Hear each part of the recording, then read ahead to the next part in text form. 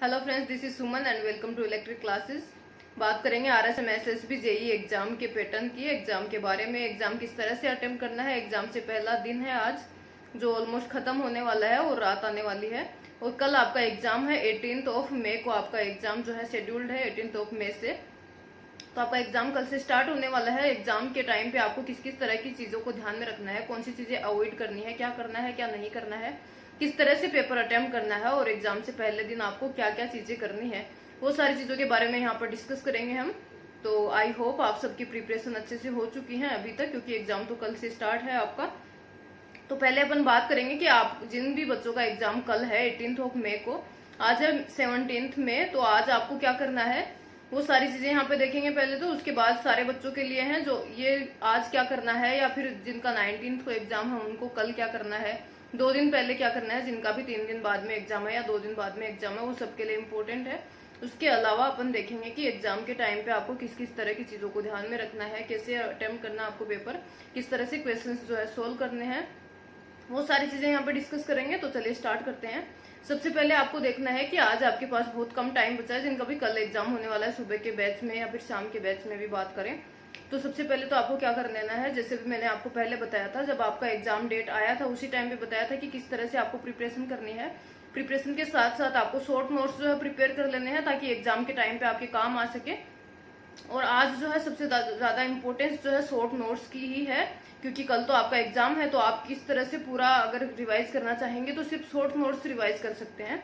तो सबसे पहले क्या करना है आपको कि जितने भी शॉर्ट नोट्स आपने बना रखे हैं सारे सब्जेक्ट के, जिस जिस सब्जेक्ट के भी बना रखे हैं, एटलीस्ट जिनके बना रखे हैं उन सबको रिवाइज कर लेना है। 1 बार 2 बार जितनी बार भी आप रिवाइज कर सके आज रिवाइज कर लेना है। उसके अलावा सुबह उठते ही आपको रिवाइज कर लेना है एग्जाम से पहले। ऐसा नहीं है कि अपना कोई सेमेस्टर का एग्जाम है तो हाँ ठीक है हमने पढ़ लिया, अब छोड़ो सब खत्म हो गया, सुबह उठ के एग्जाम देने चले गए सीधा, ऐसा नहीं है। यहाँ पर आपको क्या करना है, सुबह भी उठ के शॉर्ट नोट्स तो एटलीस्ट रिवाइज करने हैं एग्जाम से पहले, ताकि आपको जो है थोड़ा थोड़ा दिमाग में रहे सारी चीजें इस तरह से। उसके अलावा आपको जो इंपॉर्टेंट फॉर्मूलाज हैं, छोटे छोटे फॉर्मूला के क्वेश्चन आते हैं, काफी सिंपल क्वेश्चन आते हैं, टेक्निकल, कोई डिफिकल्ट क्वेश्चन नहीं आता है।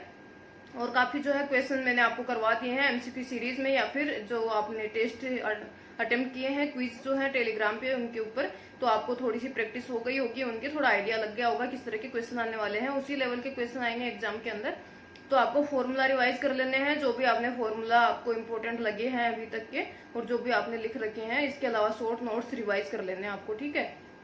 हर एक एग्जाम से पहले यह करना बहुत ज्यादा इंपॉर्टेंट है। प्रिपरेशन के टाइम पे आपको शॉर्ट नोट्स बना लेने चाहिए, और एग्जाम से पहले दिन शॉर्ट नोट्स को 2-3 बार रिवाइज कर लेना चाहिए, ताकि आपको शॉर्ट नोट्स के अंदर सबसे इंपॉर्टेंट चीजें रखी जाती हैं। इसके अलावा आप जो नहीं आ रहा होता, नहीं समझ में आता, थोड़ा डिफिकल्ट है याद करने में, वो सारी चीजें रखते हैं अपन।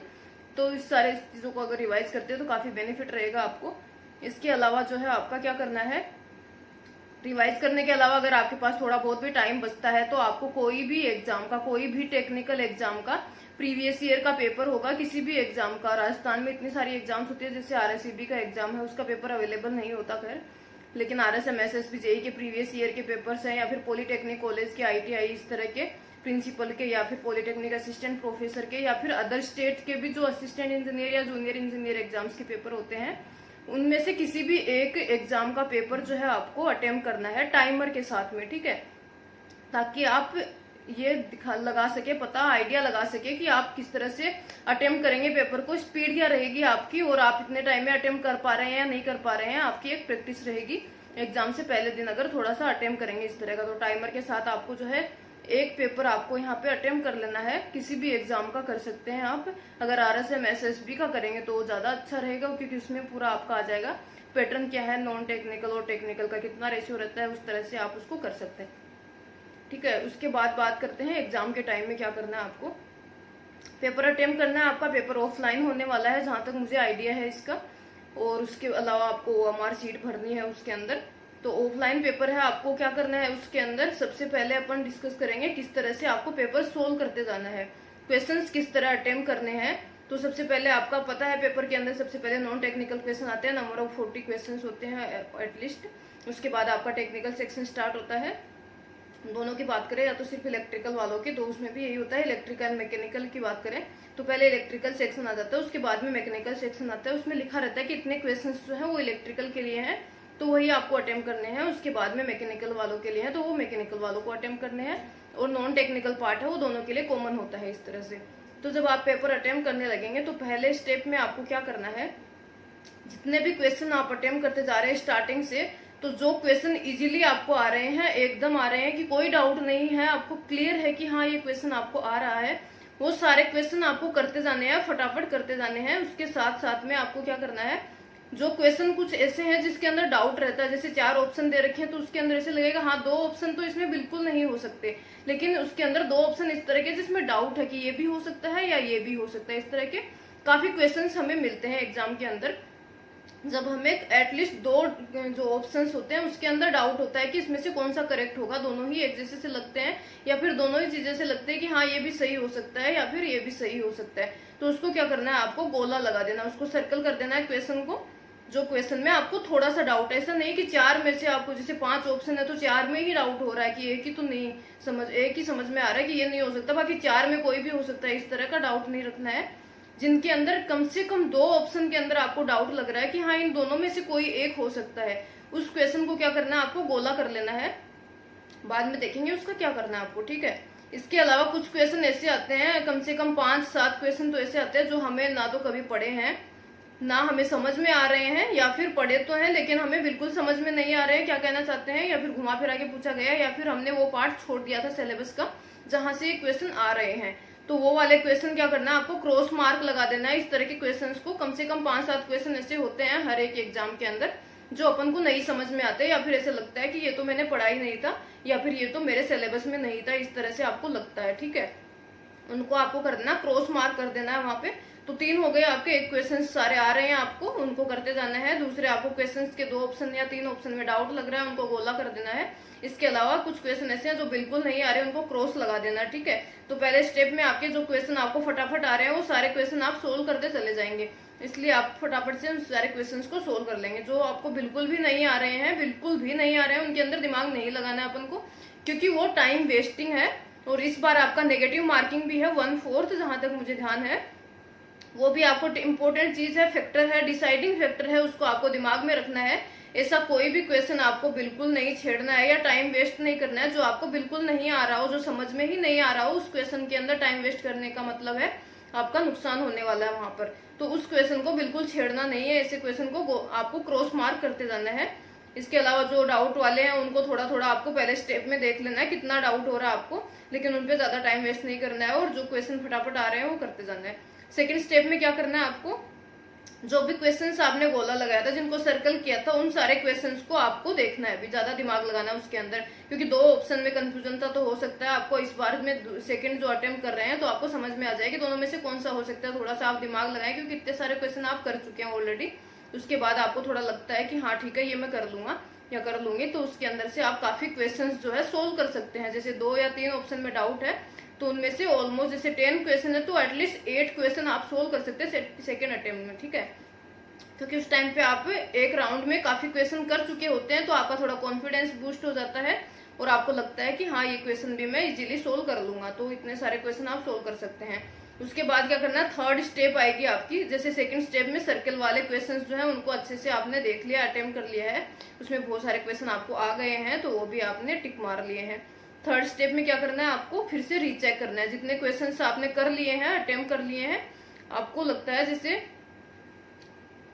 जितने भी क्वेश्चन आ रहे हैं, जैसे टेक्निकल के आपके 80 क्वेश्चन है अगर, तो उसके अंदर से आपको अगर इस बार नेगेटिव मार्किंग है उस हिसाब से अगर देखा जाए तो टेक्निकल के 80 क्वेश्चंस में एटलीस्ट आपके 60 क्वेश्चंस जो है वो आपको अच्छी तरह से आने चाहिए। सेकंड अटेम्प्ट तक आपके 60 क्वेश्चन करेक्ट हो जाने चाहिए। 20 क्वेश्चन फिर भी आप छोड़ सकते हैं, उस टाइम के लिए छोड़ना नहीं है बिल्कुल भी पेपर के अंदर उस टाइम पे, लेकिन आप एक बार साइड में रख सकते हैं 20 क्वेश्चन को, लेकिन 80 में से आपको 60 क्वेश्चन सेकेंड अटेम्प्ट तक कर लेने चाहिए। इतना आपको प्रिपरेशन आपकी हो गई होगी और उस टाइम पे आपको पेपर इसी तरह से अटेम्प्ट करना है, माइंड सेट करके कि आपको क्या आपका एम है और किस तरह से करना है, ठीक है। उसके बाद आपके बचेंगे 20 क्वेश्चंस, तो उनको एक बार साइड में रख देते हैं, या फिर 20 की जगह 15 मान लीजिए। एटलीस्ट 65 क्वेश्चन आप सेकंड अटेम्प्ट तक कर लेंगे। फिर क्या करना है, थर्ड स्टेप में आपने जितने क्वेश्चन कर लिए हैं उनको एक बार से रीचेक कर लेना है, ठीक है। कई बार ऐसा होता है कि हम गलत ऑप्शन लगा देते हैं, जैसे अपन को आ तो रहा है क्वेश्चन सही, लेकिन टिक मार्क गलत कर देते हैं, ठीक है। तो गलत करने की वजह से आपके क्वेश्चन गलत हो सकते हैं। तो आपको एक बार रीचेक कर लेना है कि जितने क्वेश्चन आपने सही कर लिए हैं वो बिल्कुल सही तो लगाए हैं ना आपने, ठीक है। इस तरह से आपका थर्ड स्टेप हो जाएगा। उसके बाद अगर आपके पास ज्यादा टाइम बच रहा है तो जो क्रॉस किए हुए क्वेश्चन है उनको आप अटेम्प्ट कर सकते हैं। और अगर टाइम नहीं बच रहा है तो आपको क्या करना है, ओएमआर शीट अगर फिल करनी है तो एटलीस्ट आपको क्या करना है, जब एग्जाम खत्म होने वाला होता है उससे 30 या फिर 45 मिनट पहले आपको ओएमआर शीट फिल करना चालू कर देना, ठीक है। ओएमआर शीट का अगर ऑप्शन है तो ऑफलाइन एग्जाम के अंदर ऐसा ही होता है। तो ओएमआर शीट आपको जो है एटलीस्ट 30 या फिर 45 मिनट से पहले ही आपको स्टार्ट कर देनी है फिल करनी, क्योंकि जब आपके पास लास्ट में शॉर्टेज ऑफ टाइम रहता है और फिर ओएमआर शीट फिल करने लगते हैं तो बहुत सारी मिस्टेक्स हो जाती हैं। कुछ क्वेश्चन ऐसे होते हैं जो अपन ने सही तो टिक लगा रखे पेपर के अंदर, लेकिन ओएमआर शीट में जल्दबाजी में गलत भरे जाते हैं, ठीक है। इस तरह के मिस्टेक्स बहुत ज्यादा कॉमन है, तो ये नहीं करना आपको। 45 मिनट से पहले या फिर 30 मिनट से पहले तो आपको ओएमआर शीट स्टार्ट कर देनी है फिल करना, तो आप फिल कर सकते हैं। तो ओएमआर शीट फिल करने में ज्यादा से ज्यादा 15 या 20 मिनट आपको लगती हैं।